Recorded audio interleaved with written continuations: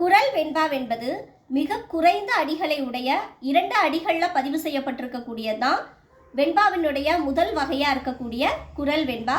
இந்த குரல் வெண்பாவினுடைய முதல் அடி என்பது 4 சீர்களை பெற்றதாகவும் இறுதி அடியாகிய 2ஆம் அடி என்பது 3 சீர்களை பெற்றதாகவும் பதிவு செய்யப்பட்டிருக்கும். இந்த குரல் வெண்பா தொடை விகற்பத்தை பெற்றோ பெறாமலோ வரும் என்பது யாப்பெரும் கலக்காரிகையில் ரொம்ப அழகாக சொல்லப்பட்டிருக்கு.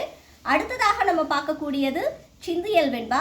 சிந்தியல் வெண்பா என்பது வெண்பாவினுடைய பொது இலக்கணத்தை பெற்று 3 அடிகளால் இருக்கக்கூடியதுதான் சிந்தியல் வெண்பா.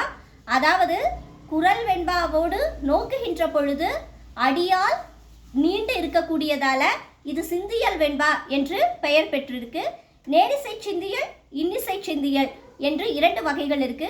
நேரிசை சிந்தியல் என்பது தனிச்சொல்லை பெற்று ஒரு விகற்பமோ பல விகற்பமோ பெற்று 3 அடிகளில் வரக்கூடியதுதான் நேரிசை சிந்தியல்.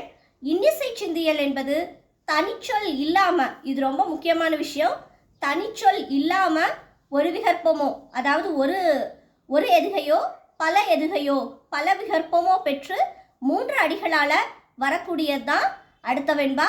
நாளைய காணொலியில் அதுக்கப்புறம் இருக்கக்கூடிய பக்ருடை வெண்பா, இன்னிசை வெண்பா இதை பற்றியெல்லாம் பார்க்கலாம். நன்றி, வணக்கம்.